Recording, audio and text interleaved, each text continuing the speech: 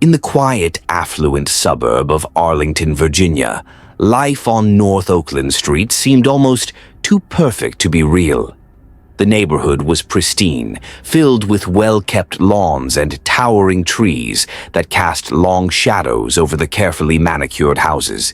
It was the type of place where scandal was a rarity, where gossip focused more on home renovations than personal affairs.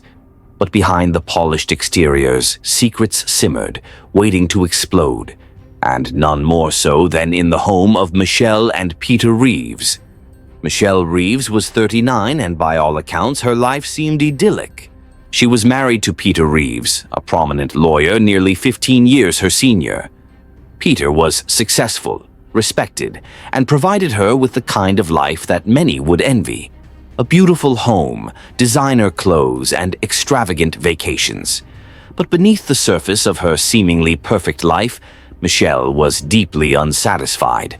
Peter's demanding career meant he was hardly ever home, and even when he was, their connection had long since faded into the background of their daily routine. Loneliness had become a constant companion for Michelle. Her days were filled with hosting social events, attending charity galas, and handling household responsibilities, yet there was a growing void inside her. The excitement she once felt had dulled, leaving behind a restless dissatisfaction. Her life was luxurious but sterile, and no amount of shopping sprees or high society lunches could fill the emptiness. And then Jonathan came into her life. Jonathan Reeves, Peter's son from his first marriage, was 24 years old and had recently returned from his time in the Navy. He was lost, unsure of what to do next, and decided to move back into his father's house while he figured things out. Tall, broad-shouldered, and effortlessly charming, Jonathan was everything Peter wasn't. From the moment he stepped into their home, Michelle felt something stir inside her, a sense of excitement she hadn't experienced in years. At first, it was nothing more than harmless attention. Jonathan was polite and helpful, offering to assist around the house, running errands, and keeping Michelle company during the long afternoons when Peter was working late at the office. They would spend hours talking, sharing stories about their lives, laughing about the little things. But soon, those conversations began to feel different. There was a spark, an undercurrent of tension that neither of them could ignore. It started innocently enough. At least, that's what Michelle told herself. A fleeting touch here, a lingering glance there. They grew closer by the day, and with each passing moment, Michelle found herself thinking about Jonathan more and more. It was dangerous, but it was also intoxicating. For the first time in years, she felt alive. One evening, while Peter was away on a business trip, everything changed. Michelle had invited Jonathan to join her for a quiet dinner, just the two of them. They opened a bottle of wine and talked late into the night. As the conversation flowed, the wine loosened their inhibitions, and the unspoken tension between them grew impossible to ignore. It was Michelle who made the first move. As they stood in the kitchen cleaning up after dinner, she brushed against Jonathan, her hand lingering on his arm for just a moment too long. He looked at her, his blue eyes searching hers, and in that instant they both knew what was about to happen. Without saying a word, Michelle leaned in and kissed him, her heart pounding in her chest. Jonathan hesitated at first, caught off guard by her boldness, but the attraction between them was undeniable. One kiss quickly turned into two, and before either of them could stop it, they were tangled in each other's arms. The affair began that night, and neither of them looked back.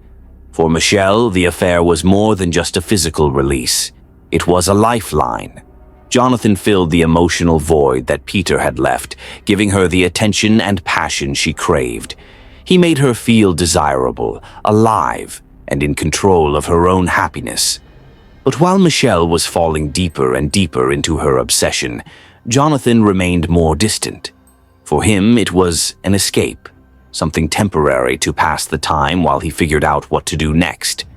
He didn't see it as anything more than an affair, but Michelle's feelings for him grew stronger by the day. Their secret meetings became a regular occurrence, always in the afternoons while Peter was at work. They would sneak into the guest bedroom or take long drives out of town to avoid the prying eyes of the neighbors. Each encounter left Michelle wanting more, and soon she was consumed by thoughts of Jonathan. Every time Peter touched her, she flinched, disgusted by the man she had once loved. But there was more. As her obsession with Jonathan deepened, so did her resentment toward Peter.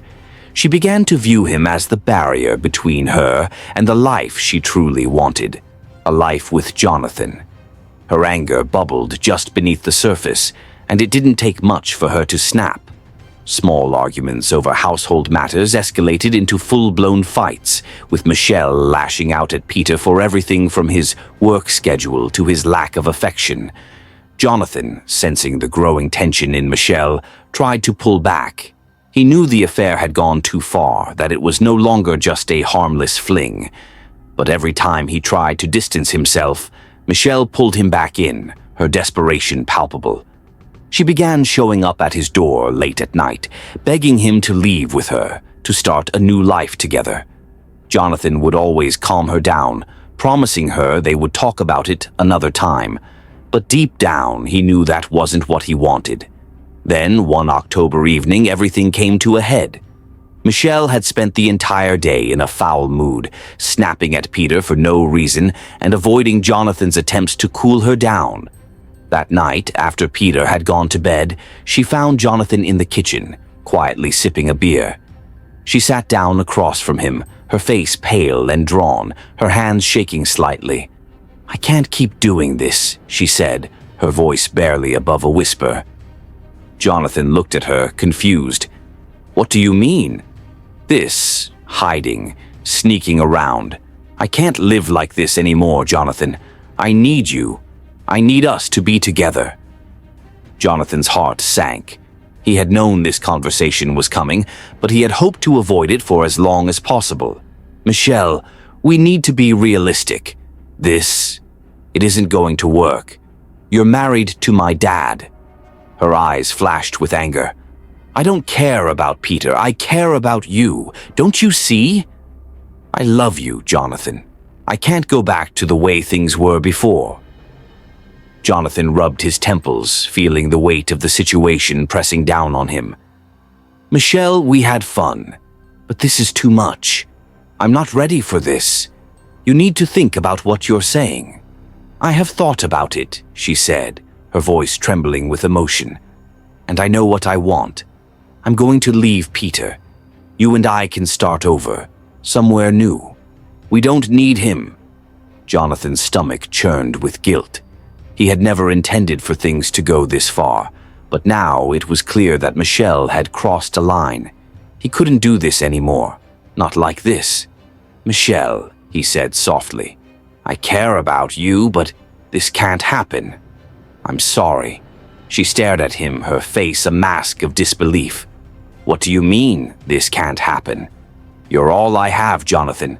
I've thrown everything away for you. You can't just walk away now." But Jonathan had already made up his mind. He stood up from the table, the tension in the room suffocating. "I think we should end this," he said quietly, "before it gets even more complicated." Michelle sat in stunned silence as Jonathan's words hung in the air. It felt like the room had shrunk around her, the walls closing in. Her ears rang, her heart raced, and her mind spiraled. End it? No, that couldn't be right. They were meant to be together. Jonathan just didn't see it yet. He couldn't see how perfect their life could be without Peter in the way. But Michelle saw it, clear as day. She couldn't let him go. She wouldn't. The next few days passed in a blur for Michelle. She barely noticed Peter's presence, nor the way he tried to avoid her sudden outbursts. Jonathan's rejection weighed on her every waking moment. Each time she saw him in the house, whether in the hallway, at breakfast, or during an evening meal, her heart ached, her fingers itched to reach out for him. She replayed their conversations over and over, twisting his words in her mind, convincing herself that Jonathan didn't really want to end things. He just needed a push. One evening, after another awkward dinner with Peter, Michelle decided she would make Jonathan see reason. He had just gotten home from a job interview and was in the garage, tinkering with his car. The low hum of classic rock music drifted through the open garage door as Michelle approached. Jonathan didn't notice her at first, too absorbed in his work. She stood there for a moment, watching him, her heart pounding in her chest. When he finally looked up, surprise flickered across his face. "Michelle, what are you doing out here?" "I needed to talk to you," she said, her voice soft but insistent. She stepped inside the garage, closing the door behind her. "I've been thinking about what you said the other night, about ending things." Jonathan straightened up, wiping his hands on a rag, his expression wary. "Michelle, we talked about this." "No, you talked," she interrupted, her eyes flashing with a dangerous intensity. "I didn't get a chance to say what I really feel. I know you're scared, Jonathan, but we can make this work. You and I, we're meant to be together." Jonathan's face hardened. "Michelle, stop. You're married to my father. This whole thing was a mistake. We need to move on." "No," she said, her voice rising. "This isn't a mistake. I've never felt this way before, not with Peter, not with anyone. You can't tell me you don't feel it too." He sighed, running a hand through his hair. "I'm sorry, Michelle, but I don't. It was just an affair. That's all it ever was." The words hit her like a physical blow. For a moment she couldn't breathe, couldn't think. "Just an affair?" she echoed, her voice trembling. "How can you say that?" Jonathan stepped toward her, his expression softening slightly. "Look, you're going through a tough time. I get that. But this isn't the answer. You need to focus on your marriage, on Peter." At the mention of Peter's name, Michelle's hands balled into fists at her sides. Peter. Always Peter. He was the reason they couldn't be together. He was the one standing in the way of their happiness. Her chest tightened with a mix of anger and desperation. "I don't love him," she spat, her voice shaking. "I love you. Don't you understand? I'll leave him. We can go anywhere, do anything. Please, Jonathan, don't walk away from me." Jonathan shook his head, backing away slightly. "You need help, Michelle. This isn't healthy. I think it's best if I move out." Her heart stopped. "Move out?" "I can't stay here anymore," he said, his tone firm but gentle. "It's too much. I'll find a place of my own." "No," she said, panic rising in her chest. "You can't leave. If you leave, we'll never have a chance." "I'm sorry," he replied, his voice final. Michelle felt her world crumble around her. Jonathan turned and walked toward the garage door, but before he could open it, she grabbed his arm, her nails digging into his skin. "You can't just leave me," she shouted, her voice hysterical. "You don't understand. I need you." Jonathan pulled his arm free, his face hardening. "I'm done, Michelle. This has to end." And with that, he walked out, leaving her standing alone in the cold, dimly lit garage. Michelle stood there for a long time, staring at the door, her mind racing. Her body trembled with a combination of anger and fear. He couldn't just leave her like this. He couldn't walk away, not after everything they'd shared. Later that night, Michelle lay in bed beside Peter, staring up at the ceiling. Her mind was a storm of emotions, her thoughts spinning out of control. Jonathan was leaving. He was going to abandon her, just like everyone else had. But she couldn't let that happen. She wouldn't let him go so easily. By morning, she had made up her mind. She would find a way to keep Jonathan in her life, no matter what it took. Over the next week, Michelle became more and more desperate. She tried calling Jonathan repeatedly, leaving him voicemails that went unanswered. She sent him texts, pleading for him to talk to her, to reconsider. But each message was met with silence.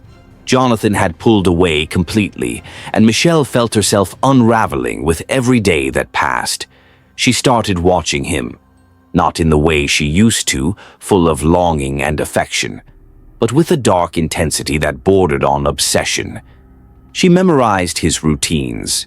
When he left the house, where he went, how long he stayed out.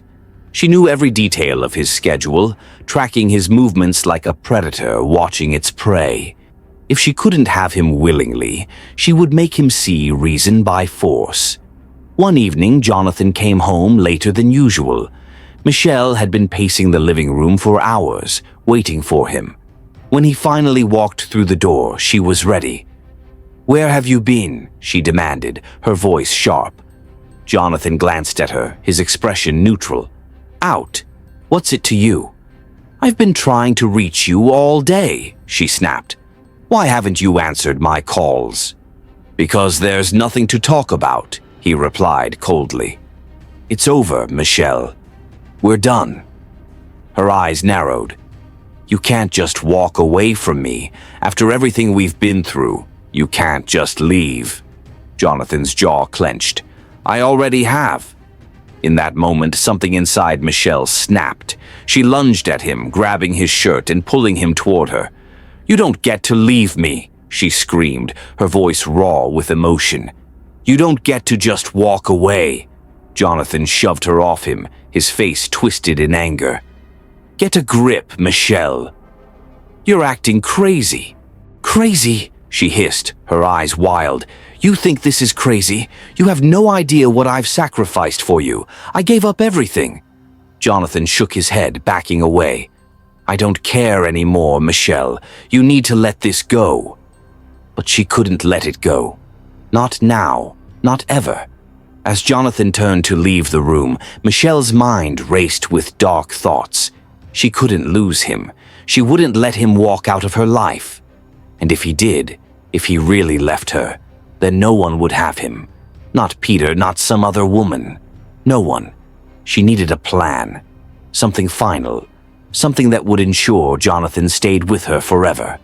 Over the next few days, Michelle's obsession consumed her entirely. She barely slept, barely ate, her mind constantly turning over one thought. Jonathan couldn't leave. She began to stalk him more openly, following him when he left the house, lurking near his favorite coffee shop, and watching from a distance when he met up with friends. He hadn't moved out yet, but it was only a matter of time. She could feel the days slipping away from her, each one bringing her closer to losing him forever. One afternoon, while Peter was away at a conference, Michelle finally decided to act. She couldn't wait any longer. The tension inside her had reached a boiling point, and if she didn't do something soon, she would lose Jonathan for good. Michelle sat in the living room, her heart pounding. She had made her decision, and there was no turning back now. Peter was away on business, and Jonathan had just returned. Tonight was the night. She watched as Jonathan stepped inside, tired and distracted. He barely acknowledged her presence as he tossed his jacket onto the couch and started heading upstairs. "Jonathan," Michelle called after him, her voice tight with desperation. He paused, his hand on the banister, and sighed. "What is it, Michelle? I'm really not in the mood for this." "We need to talk," she insisted, standing up, her pulse quickening. "We've already talked," he replied flatly. "I told you, it's over. I'm moving out this weekend." Michelle felt her world crumble. This weekend. He was really leaving. "No," she said, her voice trembling. "You're not leaving." Jonathan's brow furrowed, irritation flashing across his face. "What are you talking about? Of course I'm leaving. I've already told you." She took a step closer, her eyes wide and desperate. "You can't leave me, Jonathan. I won't let you." Jonathan's expression shifted from irritation to concern. "Michelle, you need help. This is exactly why I have to go. You're losing it." "Losing it," she echoed, her voice rising with hysteria. "I'm not losing it, Jonathan. I'm doing this for us. We're supposed to be together." "There is no us," Jonathan snapped, his patience gone. "You're married to my father. This was a mistake. It's over." "No," Michelle whispered, her voice shaking with fury. "You can't leave me. After everything we've shared, you can't just walk away." Jonathan shook his head, his face hardening. "I already have." That final rejection shattered something inside Michelle. Her eyes darted to the kitchen knife on the table. Without thinking, she grabbed it, her heart hammering as she turned back toward Jonathan. "You don't get to leave me!" she screamed, charging at him, the knife raised. Jonathan's eyes widened in shock as she plunged the knife into his chest. He gasped, his body jerking violently, blood spurting from the wound. His eyes locked onto Michelle's, filled with a mixture of pain and disbelief. He staggered, clutching at the knife embedded in his chest, and collapsed to the floor. Michelle stood frozen, her hands trembling as she watched the life drain from Jonathan's eyes. "I'm sorry," she whispered, kneeling beside him, tears streaming down her face. "I did this because I love you. Now we can be together forever." Jonathan's body went limp, his chest no longer rising. The room was silent except for Michelle's ragged breathing. She stared at his lifeless form, the horror of what she had done sinking in. She had wanted to keep him, to make him stay. But now he was gone, forever. Panic surged through her. What now? Peter would be home soon, and there was a dead body in the house. Michelle's mind raced. She needed to hide the body, clean up the blood. No one could know what had happened. She dragged Jonathan's body to the basement, struggling with his weight. Her arms ached, but she didn't stop. Once there, she covered him with a tarp, hiding the evidence of her crime. Then she scrubbed the blood from the floor and walls, her hands raw from the bleach. Hours passed before the house looked normal again, but the smell of blood still lingered, a constant reminder of what she had done. When Peter returned the next day, Michelle's heart raced every time he glanced her way. He noticed Jonathan's absence immediately. "Have you seen Jonathan?" Peter asked over breakfast. "He hasn't been around." Michelle forced a smile, her palms sweaty. "He said he'd be staying with a friend for a few days." Peter frowned but didn't question her further. Michelle exhaled in relief, but deep down she knew it was only a matter of time before the truth came out. Days passed and the tension in the house grew unbearable. Peter grew more suspicious, constantly asking about Jonathan. Each time Michelle gave a vague answer, but her lies were beginning to unravel. One evening, Peter came home with a grim expression.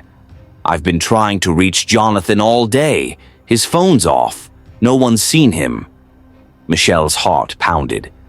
"Maybe he's just busy," she stammered, her voice shaky. Peter wasn't convinced. "Michelle, something's wrong. You've been acting strange.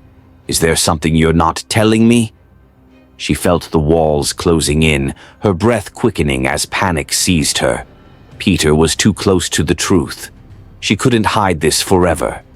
That night, after Michelle had gone to bed, Peter couldn't shake the feeling that something was wrong. He had noticed the odd smell in the house for days, a faint but unmistakable odor that lingered no matter how many windows they opened. Quietly, he crept through the house, his footsteps barely making a sound as he made his way to the basement. As he descended the stairs, a strange dread settled over him. The basement was dark and cold, and for a moment Peter considered turning back. But something drove him forward. His hand found the light switch, and the dim bulb flickered to life, casting long shadows across the room. At first, everything looked normal.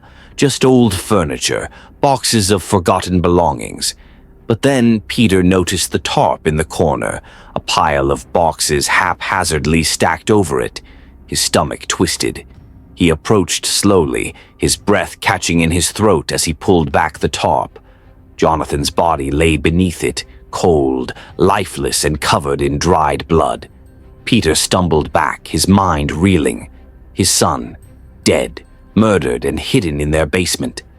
Rage, grief, and horror swirled inside him as he ran up the stairs, his legs barely able to carry him. Bursting into the living room, he found Michelle standing by the window. her face pale. "What did you do?" Peter screamed, his voice cracking. "What the hell did you do to him?" Michelle's lips quivered, tears filling her eyes. "I didn't mean to," she whispered. "I didn't want this to happen." Peter's face twisted in agony. "You killed him. My son. You killed him." "I loved him," Michelle sobbed, her body trembling. "I did it because I couldn't lose him. He was going to leave me, Peter. I had no choice." "You're insane," Peter shouted, backing away in disbelief. "You've destroyed everything." As Peter reached for his phone to call the police, Michelle fell to her knees, her heart shattering. It was over. She had lost everything: Jonathan, Peter, her freedom. She watched helplessly as Peter dialed 911, his voice shaky as he reported the murder. The police arrived within minutes, the flashing lights illuminating the dark street as they led Michelle away in handcuffs. She didn't fight. She didn't protest. It was over. As she sat in the back of the police car, staring out the window at the house she had once called home, the weight of her actions pressed down on her, suffocating her with guilt. Jonathan was dead. Peter would never forgive her, and now she would spend the rest of her life paying for what she had done. But as the car began to move, Michelle felt a strange sense of calm wash over her. In her mind, Jonathan's face appeared, smiling, alive, the way he had been before everything fell apart. She held on to that image, clinging to it like a lifeline. She had loved him, or at least she had convinced herself that she had. It was obsession, a dark, twisted obsession that had consumed her completely. The weight of her guilt grew heavier with each passing minute, but there was also an odd sense of relief. The secret was out. The lies, the deceit, the endless games. It was all over. She wouldn't have to hide anymore, wouldn't have to pretend that everything was fine. As the car drove into the night, Michelle closed her eyes and let the tears fall. There was no going back now. All that was left was the cold, hard reality of what she had done. The life she had so desperately tried to hold on to had slipped through her fingers, leaving her with nothing but the aftermath of her obsession. Jonathan was gone. Peter would never look at her the same again, and Michelle knew that she would spend the rest of her life haunted by the ghost of the man she had once loved. The car drove away, the house disappearing into the distance. Michelle sat in silence, the weight of her actions pressing down on her like a heavy blanket. She had destroyed everything: Jonathan, her marriage, her future, and now she would pay the price.